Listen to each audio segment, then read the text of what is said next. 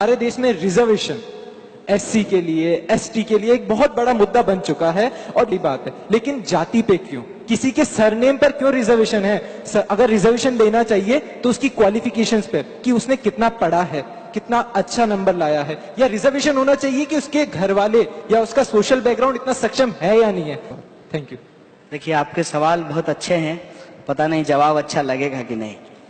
देखिए, एक बात तो समझिए, जब हम रिजर्वेशन की बात करते हैं तो होना चाहिए कि नहीं होना चाहिए, इसको समझने के लिए थोड़ा हमको ये देखना पड़ेगा कि क्या सरकार के द्वारा संवैधानिक प्रावधानों से दिए गए रिजर्वेशन के अलावे इस देश में कोई अप्रत्यक्ष रिजर्वेशन काम करता है कि नहीं करता है। सबसे पहले इसको समझिए।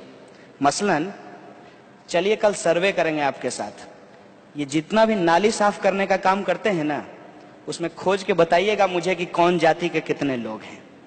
और दूसरा, मंदिर का जो पुजारी होता है ना, उसका भी एक कास्ट एनालिसिस करेंगे और पूछेंगे कि उसमें किस जाति के कितने लोग हैं।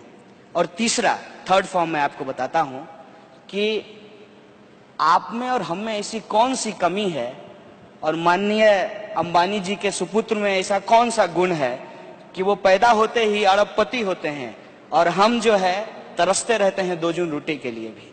क्या ये कोई रिजर्वेशन है कि नहीं है, इसको समझने की कोशिश कीजिएगा। तब आपको ये लगेगा कि रिजर्वेशन दरअसल सोसाइटी के अंदर जो ऑलरेडी इनइक्वलिटी है ना, उसको खत्म करने के लिए है। ऐसा नहीं है कि उससे कोई और इनइक्वलिटी सोसाइटी में पैदा करना है। लेकिन पैदा कैसे हो जाता है?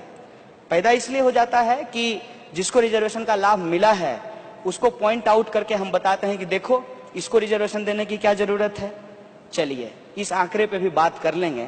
हम पूछते हैं कि जब इस देश के अंदर मात्र 2% जॉब जो है वो सरकारी संस्थानों में है, 98% जॉब जो है वो प्राइवेट संस्थानों में है, और प्राइवेट संस्थानों में कोई रिजर्वेशन नहीं है, तो मुझे बताइए कि रिजर्वेशन से इनइक्वलिटी कैसे आ रही है। रही बात कि कास्ट के आधार पे क्यों, उसका एक कारण मैं आपको बताता हूं कि हिंदुस्तान में रिजर्वेशन जो दिया गया वो इकोनॉमिक आधार पे नहीं दिया गया, सोशल और एजुकेशनल बैकवर्डनेस के आधार पे दिया गया। कारण क्या था कि मान लीजिए कि मैं दलित हूं और मैं आईएएस बन गया हूं, हमारे दफ्तर में जब आएंगे कोई साहब जो दलित नहीं है, वो वहां प्रणाम तो उनको करना पड़ेगा, लेकिन निकलते निकलते जाति सूचक गाली दे करके जाएंगे। कुछ लोग जो खास जाति से आते हैं उनको यूनिवर्सिटी से बाहर कर दिया जाता है, उनकी माँ बहनों के साथ बलात्कार कर दिया जाता है। तो जो हम एक इक्वल सोसाइटी बनाने की बात करते हैं उसको हम कैसे बनाएंगे? हमको लगता है, मैं समझता हूं कि एक जो लाइन खिंची हुई है ना, जिसमें डायनेस्टी से लोग जो है अरबपति पैदा होते हैं, लीडर पैदा होते हैं, उनके पास एक बैकग्राउंड होता है, अलावा भी एक बहुत बड़ा हिस्सा है जो इसी समाज का है, उसको कैसे हम मुख्य धारा में लाएंगे?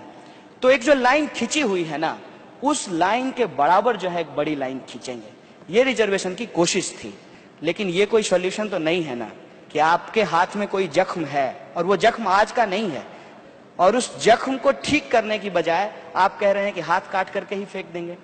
पूरी दुनिया में घूम करके देख लीजिए, अलग अलग जगह पे रिजर्वेशन अलग अलग फॉर्म में दिए जाते हैं। Affirmative action. ये जो मानसिकता है हायरार्की वाली, जो आपको हमसे अलग करता है, उस मानसिकता पे चोट करने की जरूरत है। और जब तक आप कोई मेटेरियलिस्टिक चेंज नहीं लाएंगे सोसाइटी के अंदर, तो ये सिर्फ आदर्शवादी कामना करने से ये समाज में लागू नहीं होता है।